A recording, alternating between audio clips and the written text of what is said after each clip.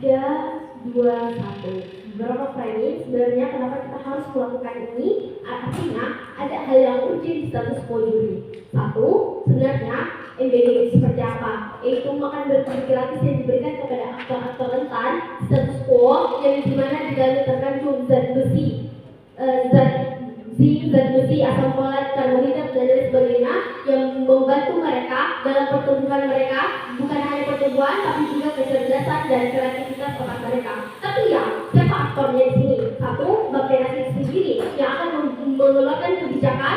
Dua, Kemenku yang akan mengeluarkan dana dari APBN itu sendiri. Tiga, Kemenkes atau dan BKKBN yang mengatur bagaimana pada akhirnya MBG ini berjalan, standar gizi yang harus mereka buat itu seperti apa. 4. Pemerintah daerah dan kementerian setempat yang akan mencari data setiap warganya, siapa yang butuh dan siapa yang rentan, dan yang membuat tempat SPPG itu. Tapi tidak, siapa targetnya? Ibu hamil dan menyusui itu sendiri, karena ya seperti kita ketahui bagaimana pada akhirnya ibu hamil itu merealisasikan dan dipantau bagaimana pada akhirnya mereka kandungan mereka itu cukup dan sehat. B. Balita sendiri, karena ya 1000 hari pertama itu adalah hal yang rentan bagi pertumbuhan anak sendiri. C. Remaja anak sekolah untuk menjaga bagaimana pada akhirnya keseimbangan perkembangan mereka sehingga mereka bisa untuk bereksplorasi di masa depan. Tapi ya, dari mana anggarannya? Saya rasa ini akan diambil dari anggaran APBN yang non prioritas sehingga hal yang udah di status quo itu bisa teratasi juri. Tapi apa status quo dan urgensi di sini? Saya rasa MBG itu tidak hanya ada pada anak sekolah, tapi juga ada pada anak rentan non sekolah. Karena parameternya apa? Satu, mari lihat bukti ilmiahnya. Anak yang kurang gizi artinya mereka sulit untuk fokus pada pembelajaran mereka sendiri. Jadi buat apa guru protes berbicara banyak lebar di atas podium kalau anak siswanya saja mereka itu kelaparan dan tidak bisa fokus untuk mencerna pelajaran itu. BPS 2023 menunjukkan angka stunting itu masih tinggi sebanyak 21,3% dan target pemerintah pada tahun 2024 itu berkurang pada kurang lebih 14%. Tapi hal ini tidak dapat direalisasikan oleh program sebelumnya. Artinya MBG hadir dengan bukti yang cara yang konkret. Dua, UNICEF menyatakan anak dengan gizi yang stabil itu memiliki 33% peluang kecerdasan dan keterampilan yang meningkat. Analoginya seperti ini. Ketika kita fokus kepada ibu hamil dan menyusui, artinya kita memberikan makanan bergizi yang seimbang dan asam folat, dan B balita sendiri karena ini rentan pada 1000 hari pertama. Dan ya, bagaimana ini berjalan? Satu, pemerintah tidak kebijakan dengan alasan semua baklok. Baik, untuk membuka argumen dari tim kontra, saya memanggil pembicara pertama untuk menyampaikan argumennya. Waktu dan tempat dipersilakan.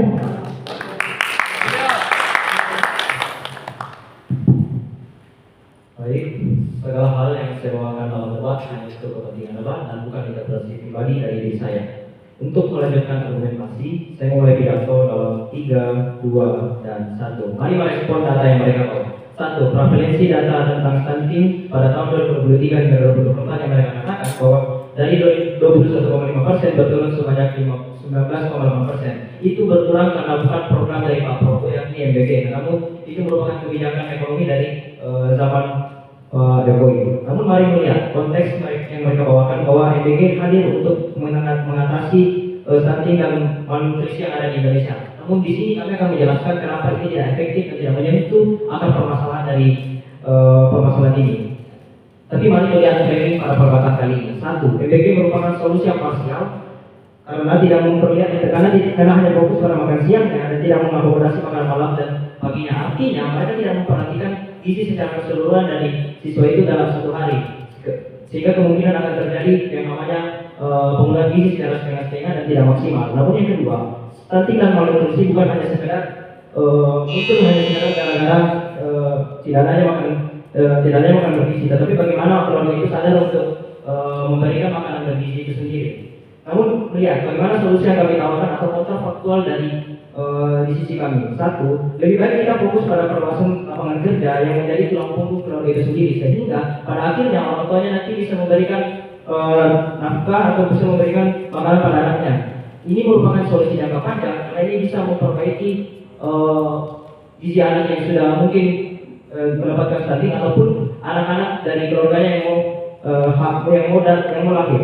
Namun yang kedua, mending kita buat bentuk insentif uang, di mana negara bisa memberikan uang untuk keluarga ini, di mana keluarga ini akan memberikan ini untuk sebuah sembako dan memakainya dalam kebutuhan sehari-hari. Namun mereka akan bilang bahwa mungkin akan terjadi manipulasi dana. Namun ini sudah kami preventif dengan mengatakan bahwa akan terjadi pengawasan dan check balance dari kepala daerah setempat. Sehingga kami akan mengatakan, saya akan menjelaskan ulang kenapa MBG ini tidak efektif. Masalahnya bukan pada negara yang harus menafkahi memberikan makanan pada anak sekolah, namun bagaimana negara bisa mengakomodasi dan membuat keluarga itu mempunyai penghasilan, sehingga dari penghasilan ini mereka bisa memberikan anak-anaknya mereka atau surplus mereka dengan makanan-makanan bergizi. Satu, kenapa ini tidak efektif? Makanan dari MBG ini di keadaan saat ini kita melihat tidak berkualitas. Maka ada kasus 842 siswa itu terkena keracunan dan ada 5.000 dapur fiktif yang muncul di sini. Artinya MBG ini tidak berkualitas dan tidak bergizi karena dikompres harganya dari sampai 10.000 sehingga bahkan untuk memenuhi kebutuhan sehari-hari atau untuk memenuhi kebutuhan di fase makanan siang itu tidak cukup. Kamu tidak pernah menjelaskan apa yang menjadi titik utama atau menjadi kelebihan dari MBG sehingga dapat menyelesaikan masalah dari stunting dan malnutrisi di sisi kami. Sehingga kamu dan untuk bangga menjadi tim oposisi pada bapak kali ini. Baik, untuk memperpanjang argumen dari tim pro, saya memanggil pembicara kedua untuk menyampaikan argumennya. Waktu dan tempat dipersilakan.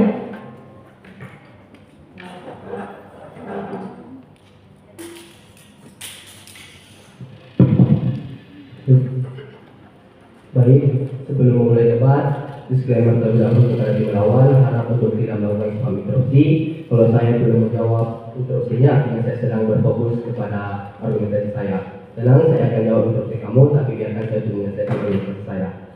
Melanjutkan kasus dalam hitungan 3, 2, 1. Dan tadi dari sisi oposisi tidak pernah memberikan kepada kita bagaimana kontrafaktual yang akan terjadi di sisi mereka. Mereka tidak pernah melindungi aktor-aktor rentan yang dari tadi kami khawatirkan yang ada di status quo, seperti ibu hamil, balita, dan anak-anak yang telah terkena stunting. Oke, kalau mereka hadir dengan membawa kontrafaktual di P2 mereka, saya rasa ini tidak akan bisa terlalu dikredit karena ini sudah rusak dari framing mereka. Jadi saya akan menjelaskan secara eksplisit dalam 4 poin.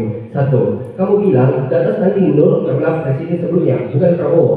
Data yang telah dibawakan oleh Sofia adalah BPS 2023. Jumlah stunting dari anak umur 5 hingga 18 tahun itu 21,3%. Tapi pada akhirnya pada 2024 targetnya itu adalah 14%. Tapi buktinya itu tidak bisa dipenuhi. Artinya apa? Presiden sebelumnya itu gagal dan hadirkan MBG ini untuk memenuhi untuk mengatasi yang namanya stunting berlebihan. Jadi saya rasa argumentasi mereka dengan argumentasi pembiasan mereka mengenai data kami itu mendukung resistensi dari sisi proposisi. 2. Saya rasa seluruh khawatiran kamu mengenai tentang gizi siswa, malah dan kontrol gizi itu tidak akan terjadi pada siswa itu sendiri. Saya rasa siswa itu pada akhirnya akan mengalami yang namanya fase pembiasaan. Mereka pada akhirnya sering diberikan gizi dan pada akhirnya mereka diberikan edukasi. Pun pada akhirnya siswa ini akan memiliki kebiasaan untuk memakan makanan bergizi itu sendiri. Pun kalau kamu khawatir tentang pada akhirnya siswa ini tidak akan ada kesadarannya, pun pada akhirnya akan ada siswa yang tidak akan sadar di status quo. Sadari, pada akhirnya bentuk solusi yang ada seperti MBG ini adalah salah satu bentuk untuk memberikan mereka gizi. Tidak apa-apa pun pada akhirnya dalam suatu hari mereka hanya diberikan makanan bergizi daripada tidak sama sekali. Pun 3, mereka mau memberi uang kepada keluarga, tapi pun pada akhirnya mereka mau memberi uang kepada keluarga itu sendiri, tapi mereka mau memberikan pengawasan. Mereka telah preventif kasus mereka, tentang kami akan membawakan seperti ini, akan ada eksploitasi dan sebagainya. Mereka menawarkan pengawasan, tapi apakah kapabilitas dari pemerintah itu sendiri bisa mengawasi jutaan bahkan puluhan juta keluarga yang ada di status quo? Saya rasa mereka tidak pernah memberikan mekanisme kepada kita bagaimana mereka mau memberikan pengawasan kepada keluarga-keluarga ini agar tidak diberikan eksploitasi dan lain sebagainya. Pun 4, mereka membawa program kami ada di situ, silakan.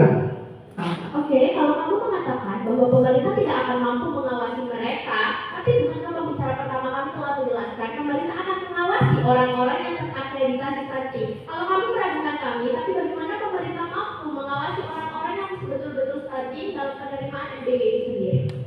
Ya udah sudah hadir di poin interupsi kalian. Kalian sejak tadi tidak pernah menjelaskan kepada kita bagaimana sebenarnya mekanisme yang akan dilihat di sisi kamu. Pengawasannya itu masih abu-abu, jadi saya rasa poin interupsi mereka tidak bisa sekali. Mari masuk ke argumentasi saya. Sadari bahwa 4 aktor stakeholder pada kesempatan ini: 1 pemerintah, 2 ibu hamil, balita dan anak sekolah yang menjadi aktor utamanya. Tapi apa sebenarnya beban dari sisi proposisi? Beban dari sisi proposisi adalah membuktikan kepada Anda bahwa pada akhirnya program makanan bergizi gratis merupakan solusi efektif dalam mengatasi masalah stunting dan malnutrisi di Indonesia itu sendiri. Tapi kenapa kami bilang ini solusi efektif? 1. Makanan bergizi gratis menyasar semua aktor rentan pada emosi. 1. Ibu hamil, 2. Balita, dan 3. Anak sekolah. Pun pada akhirnya ibu hamil, anak sekolah, dan balita ini akan terkena yang namanya MBG itu sendiri. Pun pada akhirnya sumber penyebab stunting itu adalah 1000 hari pertama kelahiran. Pada akhirnya MBG ini menyosor yang namanya ibu hamil dan balita sendiri. Silahkan.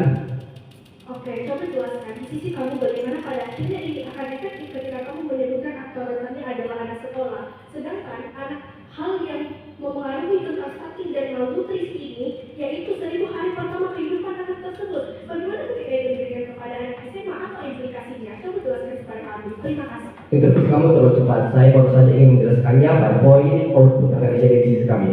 Oke, mari lanjut argumentasi. 2. Pun kami menyadari bahwa anak yang terlanjur terkena stunting tidak bisa tumbuh dan bisa mengikuti anak yang notabene tidak pernah terkena stunting. Oke, kami mengamini seluruh kekhawatiran kamu tentang hal itu. Tapi sadari, data dari WHO telah menyebutkan bahwa pada akhirnya anak yang telah mengenai stunting ini ketika diberikan intervensi gizi itu lebih baik dibanding tidak diberikan intervensi gizi sama sekali. Pun pada akhirnya dari sisi oposisi, karena bisa menjaga aktor-aktor rentan seperti anak-anak SMA, pun anak-anak pelajar yang telah terkena stunting, mereka tidak pernah menjaga aktor ini sehingga kasus isi mereka itu runtuh. Silakan.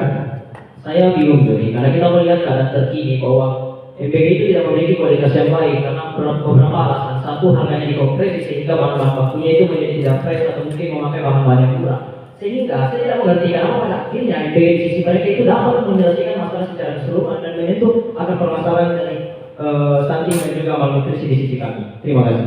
Saya rasa interest dari pemerintah adalah memberikan kebijakan yang terbaik kepada masyarakat ya. Jadi pada akhirnya pemerintah akan mengupayakan dan memaksimalkan bentuk program makanan bergizi gratis pada saat ini. Pun pada akhirnya kalau di status quo itu ada kasus keracunan dan lain sebagainya, buktinya Presiden Prabowo melihat hal ini dan dia berjanji bahwa hal ini akan berusaha dikurangi untuk penyebab keracunan ini. Pada akhirnya kasus keracunan itu sudah menurun secara drastis di status quo. Pun pada akhirnya apa yang akan terjadi di kami? 1. Interest dari pemerintah itu akan terpenuhi karena sejatinya interest dari pemerintah adalah untuk memberikan kebijakan kepada masyarakat dan bisa menunjang dan menghilangkan akar permasalahan seperti ini. Pun 2. Ibu hamil dan balita mendapatkan penjagaan nutrisi di 1000 hari pertama kelahiran. Saya telah menjelaskan kepada Anda bagaimana MBG ini bisa mengatasi permasalahan di 1000 hari pertama kelahiran. Pun pada akhirnya anak sekolah yang telah terlanjur terkena stunting itu bisa dikurangi dampak dari stuntingnya. Pada akhirnya mereka tidak pernah memberikan mekanisme kepada kita bagaimana cara mereka untuk melindungi korban itu. Anda sebagai alasan bangga mendukung.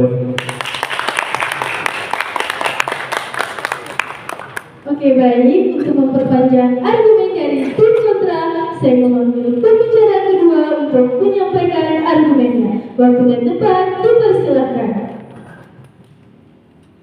Baik, ini hanya kepentingan debat semata, tidak merepresentasikan diri saya. Maka debat akan saya mulai dalam hitungan 3, 2, dan 1. Juri, di saat government mengatakan bahwa ini akan mengakomodasi semua aktor rentan yang ada termasuk ibu hamil. Tapi kalau kita melihat data dari CISDI, yaitu salah satu organisasi non-profit yang berfokus pada bidang kesehatan mengatakan bahwa MBG baru sampai sekitar 49% kepada ibu hamil dan menyusui, dan ini baru terjadi di Pulau Jawa. Namun mari kita lihat, di saat Pulau Jawa adalah pulau pusat kita, biasanya Jawa yang selalu diutamakan, tapi Jawa hanya mampu menyentuh 49% hingga hari ini. Lalu bagaimana dengan daerah-daerah lain? Kamu tidak menyentuh itu, dan pada akhirnya aktor rentan yang kamu katakan kamu akomodasi itu tidak terjadi di sisi kamu. Tapi juri, mari masuk kepada Mosi. Mosi membahas tentang bagaimana MBG akan efektif atau tidak dalam mengurangi stunting dan malnutrisi. Kamu terlalu menjelaskan panjang kali lebar, tapi kamu tidak menjelaskan kenapa pada akhirnya MBG akan mengurangi hadirnya stunting dan malnutrisi. Tapi kami masuk ke dunia tim oposisi. Mengapa di sisi kami ini bukanlah solusi yang efektif? Juri, Tempo.com telah mempublikasikan dihadirkan dari makanan bergizi gratis hanya sekitar 400 kalori untuk siswa SD dan hanya 600 kalori untuk siswa SMP dan SMA. Namun, Profesor Dr. Ramayati Rusli mengatakan dalam publikasinya di TikTok bahwa anak-anak SD itu membutuhkan sekitar 1.600 kalori per hari, sedangkan anak usia pada 14-17 tahun pada akhirnya membutuhkan 2.100 kalori. Silakan. Setidaknya di sisi kita akan ada kalori yang terpenuhi. Bandingkan dengan di sisi mereka, setiap hari anak sekolah hanya akan memakan bakso, jajanan seperti sosis, burger, dan lain sebagainya atau dalam artian junk food Dewan Juri. Artinya, di pihak mereka 3 kali sehari akan makan makanan yang tidak sehat. Sedangkan di pihak kami, ini akan meminimalisir bagaimana pada akhirnya kita akan 1 kali terpenuhi gizinya dalam sehari Dewan Juri yang terhormat. Tapi Dewan Juri yang terhormat dalam 1 kali porsi MBG bahkan tidak mengakomodasi 1/3 keperluan siswa-siswa itu. Kami tidak pernah menolak hadirnya MBG, namun harus memahami posisi kita menilai kita bagaimana MBG ini efektif atau tidak. Dan ini tidak efektif Juri karena pada akhirnya apa? Kalorinya tidak tercukupi. Kami memasuki ke argumen kita yang lainnya. Juri, MBG dimakan oleh siswa SD dan SMA. Sedangkan kembali lagi kepada ahli gizi spesialis gizi dari Ibu Bianca lulusan UI, dia mengatakan bahwa efektivitas dalam mengatasi stunting itu pada 1000 hari pertama dimulai dari kehidupan pertama. Tapi pada akhirnya ini tidak terakomodasi Juri karena ini terlalu difokuskan kepada anak-anak sekolah sehingga orang yang memang membutuhkan MBG ini pada akhirnya akan terlupakan. Silakan. Mereka mengatakan kalau di Pulau Jawa sudah ada yang terkena ibu hamil dan menyusui sudah diberikan MBG itu sendiri. Artinya program ini sudah direalisasikan, tapi pemerintah melakukannya bertahap dengan program stunting tertinggi terlebih dahulu seperti di Pulau Jawa dengan Dewan Terhormat. Artinya, ketika di Pulau Jawa sudah terpenuhi, mereka akan mulai melakukan pemerataan sehingga ini yang harus kita fokuskan dan ini adalah solusi yang paling efektif. Apa insentif dari pihak mereka mengatasi untuk 1000 hari pertama ini tidak pernah ada Dewan Juri. Juri, bukankah pembicara pertama kami telah menjelaskan di saat pemerintah mampu memberikan lapangan pekerjaan, di saat orang kepala keluarga mampu bekerja dengan upah yang sesuai, mereka akan mampu untuk membiayai anak-anak mereka sehingga pada akhirnya mereka mampu memberikan makanan bergizi 3 kali sehari. Pun kalau tujuan kamu memang betul-betul ingin mengatasi hadirnya stunting dan malnutrisi, yang kamu harus lakukan adalah memberikan pengawasan yang ketat, bukan hanya memberikan MBG yang memakan banyak sekali anggaran. Kamu hanya mampu mengakomodasi 1 kali makan, tapi itu tidak betul-betul sesuai kepada aktor rentan karena kamu akan melakukan pemborosan anggaran. Karena apa? Orang-orang yang tidak stunting pada akhirnya akan mendapatkan itu, tapi orang-orang yang betul-betul membutuhkan itu akan terlupakan dan hanya tidak betul-betul terakomodasi. Bukankah pembicara pertama kami sedari tadi telah menjelaskan bahwa pengawasan penting itu perlu. Kalau kamu menanyakan mekanismenya, mari kita melihat tentang posyandu yang sering diadakan beberapa tahun kemarin. Ini adalah sarana efektif.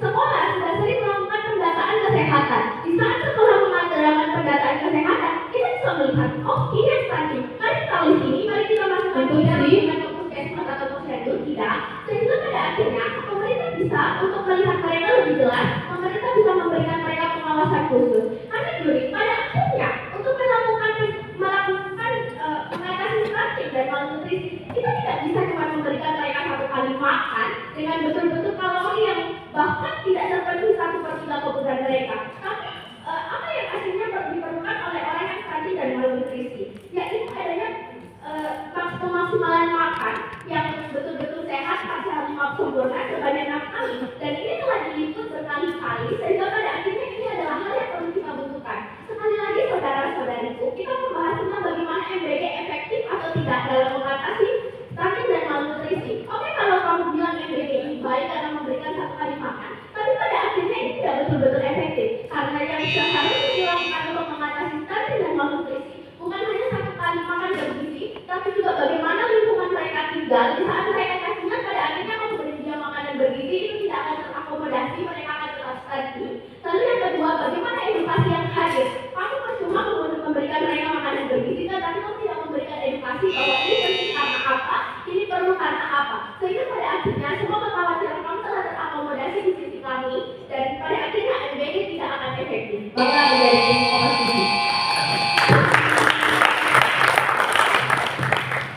Baik, untuk membuka argumen penutup dari tim pro, saya memanggil pembicara ketiga untuk untuk menyampaikan argumennya. Waktu dan tempat dipersilakan.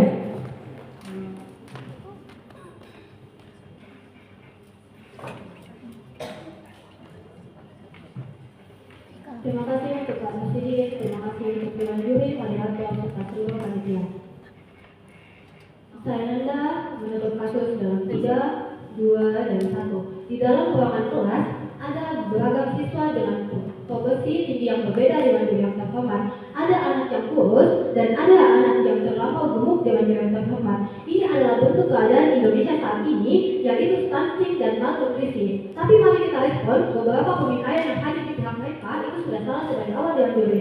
1. Ketika mereka membawakan data yang sudah mampu untuk diklik secara satu saya tentang bagaimana pada akhirnya tahun 2024 itu stunting menurun, tapi ini tidak mampu untuk mencapai target. Artinya, Prabowo hadir sebagai presiden yang baru dilantik untuk mau menurunkan angka stunting itu Dewan Juri terhormat. Ini sesuai dengan akta cita yang keempat, yaitu mau untuk memperbaiki sumber daya manusia itu sendiri dengan cara melalui jalur kesehatan Dewan Juri terhormat. Kedua, ketika mereka mengatakan kalau di sisi kita hanya akan memenuhi satu kali pemberian gizi, tapi pahami konteksnya terlebih dahulu. Di pihak kita akan ada setidaknya terrealisasi satu makanan gizi gratis, seperti di dalamnya ada makronutrien, yaitu protein seperti ayam, ikan, dan telur. Ada karbohidrat seperti nasi, jagung, dan ubi dan sayur-sayuran. Ada vitamin A yang akan memperkuat tumbuh kembang mereka. Ini juga menyentuh kepada janin dari ibu bayi itu tersebut. Ada vitamin untuk balita yang baru dari 1000 hari kelahiran mereka dengan biaya terhormat. Artinya di pihak kita mau untuk mengatasi stunting dan malnutrisi ini pada akhirnya. Di pihak mereka tidak ada insentif atau jaminan 3 kali sehari masyarakat atau siswa itu sendiri memakan makanan yang tidak sehat. Kami pahami konteksnya. Makanan yang tidak sehat seperti junk food itu konteksnya sudah tersebar di mana-mana, KFC dan lain sebagainya. Semua di kalangan itu suka dengan menu yang terhormat. Apa yang mereka suka, ini akan mereka konsumsi berulang-ulang. Silahkan. 1. Di saat kamu mengatakan bahwa tidak ada MBG itu akan memakan junk food, tapi sadari bahwa bagaimana MBG sekarang yang telah menyalahi aturan. Banyak sekali kok sekolah yang mendapatkan makanan seperti katsu yang kita tahu kalau itu kurang sehat. Kedua, burger. Tapi kalau kamu bilang kita tidak mengakomodasi itu, tapi bukannya dari tadi kami telah menjelaskan, dan apakah menurut kamu 1 kali MBG itu sudah cukup untuk cukup efektif? Juri, kami dari tadi sudah tekankan kalau setidaknya di pihak kami akan ada satu menetralisir dari 3 kali pemakanan itu tersebut. Pun pada akhirnya, kalau ada burger yang hadir, itu tetap melalui SOP atau dari pemerintah itu sendiri, seperti Badan Gizi Nasional akan mengecek apakah itu baik untuk gizi anak tersebut. Pada akhirnya apa? Walaupun ada ayam, kasur, menu dan lain sebagainya, itu sudah melakukan pengawasan yang ketat dari pemerintah. P1 saya sudah bilang, ini ada bentuk pengawasan yang Presiden Prabowo itu sudah berikan kepada Indonesia, yaitu Badan Gizi Nasional. Ini tidak pernah menyalahi aturan Dewan Juri. Apa yang pemerintah berikan kepada siswanya, itu sudah memenuhi SOP yang ada Badan Gizi Nasional itu. Silahkan. Sekali lagi di sisi juri, mereka selalu mengatakan bahwa di sisi kami tidak akan ada anak yang memakan makanan bergizi. Namun kami pembicara kedua saya telah mengatakan bahwa akan ada pengawasan dan pengedukasian, sehingga selain orang tuanya ketika sudah sejahtera, anak-anaknya akan diberikan edukasi tentang bagaimana dia harus mengonsumsi makanan bergizi di sekolahnya. Terima kasih. Oke, Juri. Ini akan masuk ke poin dasar ketiga, yaitu di sisi mereka akan mau fokus kepada lapangan pekerjaan. Tapi pahami konteks kita adalah mau untuk mencegah atau menurunkan angka stunting dan malnutrisi yang ada di Indonesia. Sehingga pada akhirnya lapangan kerja itu tidak pernah memenuhi apa yang terus dari keluarga dan masyarakat itu sendiri untuk memenuhi gizi mereka. Itu tidak pernah ada dalam Dewan terhormat. Apa jaminan ketika kamu memberikan lapangan pekerjaan, mereka akan kaya, tapi mereka hanya akan fokus bekerja. Mereka tidak akan pernah memperhatikan apa yang dimakan anak mereka. Sehingga pada akhirnya insentif di pihak mereka itu untuk dari awal dalam Dewan terhormat. Tapi keempat, ketika mereka bilang mau memberikan insentif uang dan lain sebagainya, itu resikonya jauh lebih besar. Seperti ketika kamu memberikannya uang, kamu tidak akan pernah bisa memastikan setiap satu orang yang kamu berikan lebih dari 3 saudaraku. Seperti ketika kamu mau memberikannya 3 juta, seperti kamu memberikannya 3 juta misalnya, pemerintah tidak akan pernah bisa untuk menjangkau atau memperhatikan apakah ketika mereka membelanjakan 3 juta itu untuk gizi, itu tidak Dewan Juri. Mereka akan insentif uang yang diberikan akan jauh lebih buruk di pihak mereka. Berbeda di sisi kita, ada yang dimakan, ada hasilnya Dewan Juri yang terhormat. Pemerintah sudah mengolahnya dalam bentuk yang jadi. Artinya di anggaran yang besar pada akhirnya. Tapi ketika mereka mengatakan kalau keracunan di sekitar keracunan itu ada di Dewan Terhormat, tapi pahami keracunan akan ada di kedua sisi. Seperti kalau kamu memakan sosis, burger dan lain sebagainya, kamu sudah teroleh dalam perut, tapi kamu pulang dari makan hal tersebut, kamu sakit perut, tapi kamu tidak pernah tahu apa yang membuat kamu menyebabkan sakit perut itu. Karena semua sudah teroleh di dalam perut kamu, pada akhirnya kamu akan tetap memakan hal itu yang berulang kali. Akhirnya keracunan akan ada di kedua sisi, tapi siapa yang mampu meminimalisir hal tersebut? Buktinya di pihak kita akan melakukan evaluasi. Prabowo sudah melakukan hal tersebut dengan Dewan Terhormat, sehingga kita tidak perlu mengkhawatirkan hal tersebut. Tapi kenapa ini solusi efektif? Satu, program MEG itu terkena kepada ibu hamil dan menyusui. Data Kementerian Keuangan Pembayaran di Sadewa menyebutkan kalau 8,1 juta ibu hamil dan menyusui yang ada di Indonesia dan yang terrealisasikan 1,2 juta. Artinya apa? Ini efektif dan selaras dengan program Prabowo yang hanya anak SD dan SMA, tetapi juga ibu hamil dan menyusui. Pada akhirnya ini sudah terrealisasikan, tapi tinggal menunggu untuk dirasakan. Bangga mendukung Mosi.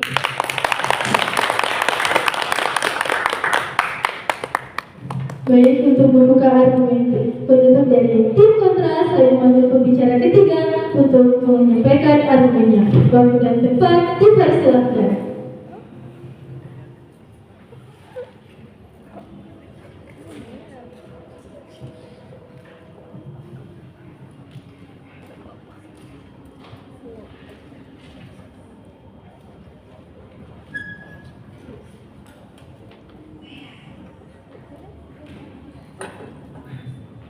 Disclaimer sebelum saya memulai perdebatan bahwa apa yang saya bawakan pada hari ini tidak merepresentasikan diri saya, murni untuk kepentingan debat dan referensi POI. Tolong ketika saya membawakan sebuah analogi jangan diinstruksi terlebih dahulu. Ketika analoginya sudah selesai, kalian boleh menginstruksi saya. Pidato akan saya mulai dalam 3, 2, dan 1. Juri, ayo kita bahas terkait aktor-aktor yang sebenarnya tadi mereka khawatirkan. Padahal kami tidak paham apa yang sebenarnya mereka gaung-gaungkan. Padahal sisi kami sudah menjelaskan dari P1 kami dan P2 kami bahwa aktor-aktor mereka akan terakomodasi di sisi kami. Pada akhirnya, ini hal yang harus kita perhatikan. Mereka juga bahas bahwa aktor-aktor salah satunya adalah terkait anak sekolah. Padahal sadarilah juri, sekolah yang mendapatkan makanan bergizi gratis itu ialah sekolah unggulan, yang dimana sekolah unggulan itu pasti rata-rata adalah orang yang mampu. Pada akhirnya ini tidak berimplikasi apa-apa di sisi mereka. Dan juga juri, lihatlah bahwa pada akhirnya itu akan menjadi wasting food atau pembuangan makanan. Mari kita tidak satu persatu dari apa yang mereka katakan. Pembicara pertama mereka mengatakan bahwa anggaran yang digunakan tidak menyentuh anggaran prioritas. Tapi sadarilah bahwa di program kerja Bapak Prabowo, anggaran program kerja prioritasnya yang pertama adalah makanan bergizi gratis. Sehingga kami bingung sebenarnya apa yang mereka katakan. Juri, kita tidak bahas ini membantu atau tidak, tapi yang kita bahas di sini apakah pada akhirnya ini akan efektif atau tidak. Juri, mari lihat apa yang dikatakan oleh Itu sih. Tidak, terima kasih. Mereka mengatakan tidak ada hubungan malnutrisi dan stunting jika ada perluasan pekerjaan. Tapi sadari, ketika orang tua, ketika pemerintah mampu memberikan orang tua tersebut lapangan pekerjaan, ya otomatis anaknya makan makanan bergizi dan gizinya terpenuhi tanpa harus memberinya anggaran dan menggelontorkan uang dengan sangat banyak. Ayo kita masuk ke dalam poin analogi. Juri, coba bayangkan bahwa ada seorang anak yang duduk di bangku sekolah dan di hadapannya ada makanan bergizi gratis. Juri, ayo kita lihat lebih dalam. Ketika makanan itu habis, apakah statik akan berkurang atau itu bisa memperbaiki gizi dari anak tersebut? Kami nyatakan tidak, ya karena pada dasarnya MBG hanya menyentuh daunnya saja, bukan akar permasalahannya. Dipersilahkan. 1. Kalau mereka bilang aktor-aktor sudah terakomodasi di pihak mereka, tapi buktinya apa dengan Dewan Terhormat? Mereka tidak pernah menyentuh aktor-aktor itu seperti ibu hamil dan lain sebagainya.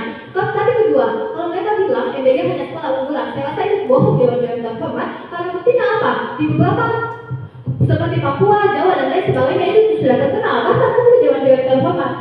Pun 3, kalau mereka bilang MBG adalah prioritas dan tidak ada jaminan untuk memotong anggaran lain, saya rasa saya sudah bilang kalau kita tidak akan memotong anggaran yang prioritas, kita hanya akan memotong anggaran yang non prioritas, artinya itu tidak dibutuhkan.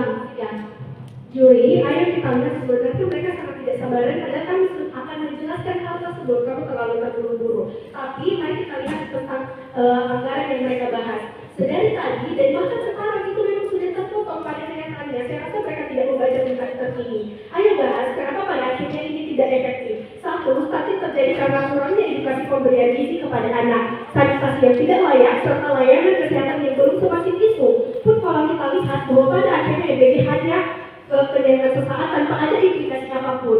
Juri sadari golden age dari anak itu sudah lewat. Lalu EBG sehari sekali apakah ada dampaknya? Saya rasa tidak, karena itu dijelaskan oleh Naila sebelumnya bahwa itu tidak mampu memenuhi gizi anak tersebut. Pada akhirnya gizi anak tidak akan pernah bisa terpenuhi di sisi mereka. Lalu untuk apa sebenarnya kita berikan kepada anak SMP, SMA, dan SMK?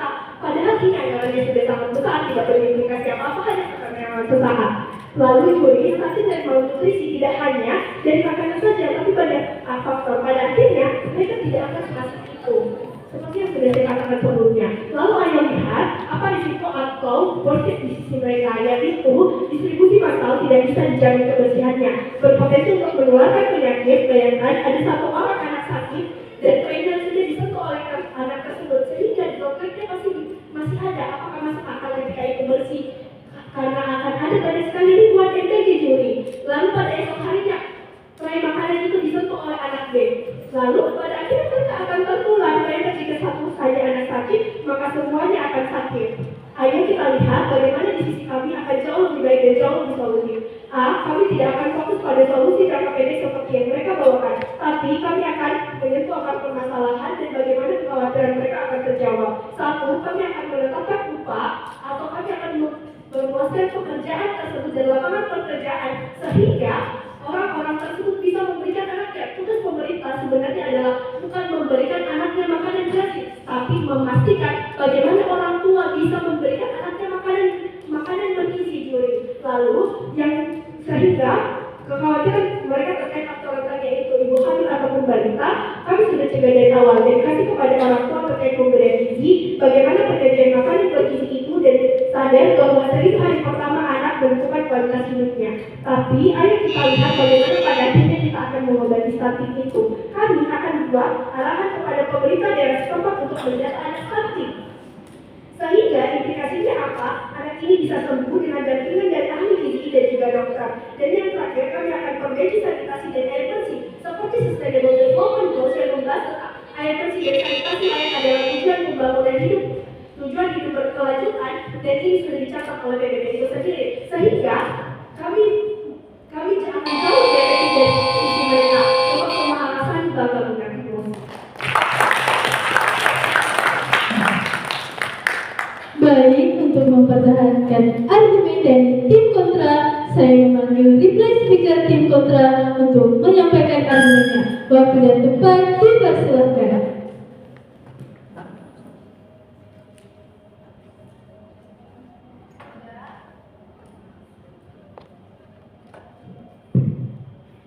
Tiga, dua, dan satu. Dewan juri yang terhormat, motif perdebatan kita ialah makanan bergizi gratis adalah solusi efektif dalam mengatasi stunting dan malnutrisi. Perlu kita sadari bahwa motif ini adalah motif penilaian. Orang yang mampu menang adalah orang yang mampu menjelaskan kepada Anda apakah makanan bergizi gratis ini betul-betul efektif untuk mengurangi stunting dan malnutrisi ataukah ini tidak.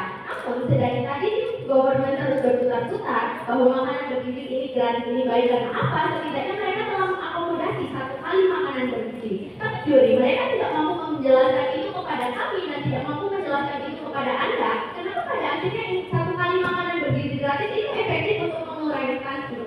Sedangkan tim oposisi telah menjelaskan ini tidak akan efektif karena stunting dan malnutrisi bukan hanya karena kekurangan makanan bergizi gratis saja, tapi ada faktor-faktor lain yang harus kita perhatikan untuk mengurangi itu pada akhirnya.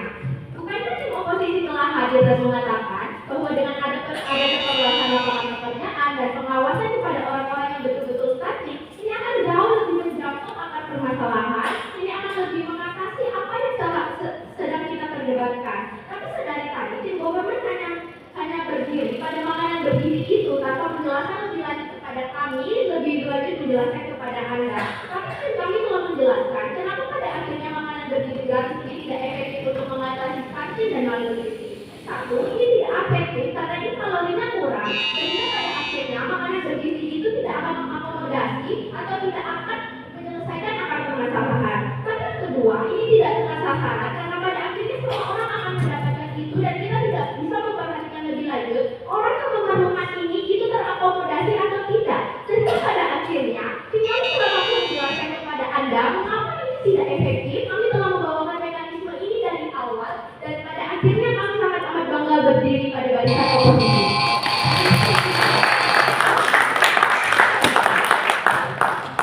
Baik, untuk mengakhiri argumen dari tim pro, saya memanggil reply speaker dari tim pro untuk menyampaikan argumennya. Waktu dan tempat dipersilakan.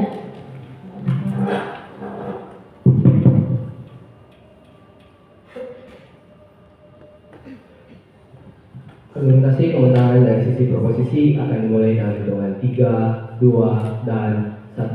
Saya berumur 18 tahun, saya pendek, saya tertinggal dari teman-teman saya, pemikiran saya di kelas itu masih kurang, tapi tidak ada insentif dari pemerintah untuk menolong saya. Itu secara simpel gambaran yang ada dari sisi oposisi. Tapi saya akan menjelaskan bagaimana bisa oposisi kalah dari tadi pada perdebatan ini. 1. Mereka bilang bahwa aktor tadi yang udah terakomodasi itu akan ada di sisi mereka. Tapi ini sebenarnya kontradiktif. P1 mereka hadir dengan mau lapangan pekerjaan. P2 mereka hadir dengan mau pemenuhan makanan. Tapi P3 mereka hadir dengan argumentasi baru yang terus menghadirkan tentang distribusi dan bagaimana sanitasi itu air itu akan terjadi di sisi mereka. Jadi saya rasa seluruh argumentasi mereka itu runtuh dan telah rusak dari framing hingga P3 mereka.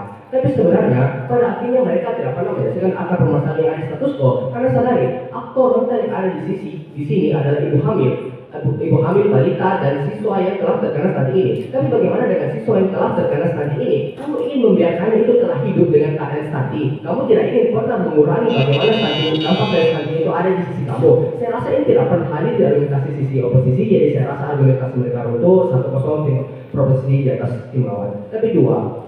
Edukasi di sisi mereka itu eksklusif karena sadari edukasi itu ada di status quo. Jadi saya rasa ini yang akan lebih lagi untuk terjadi di dua sisi. Jadi kalau mereka mengatakan bahwa edukasi terjadi di sisi mereka itu runtuh.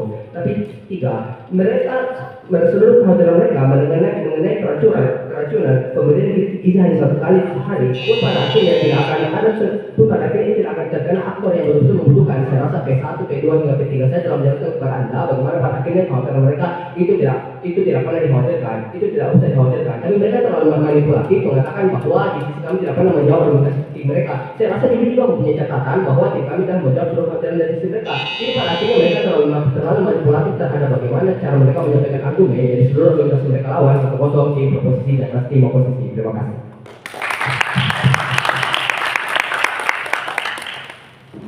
Baik.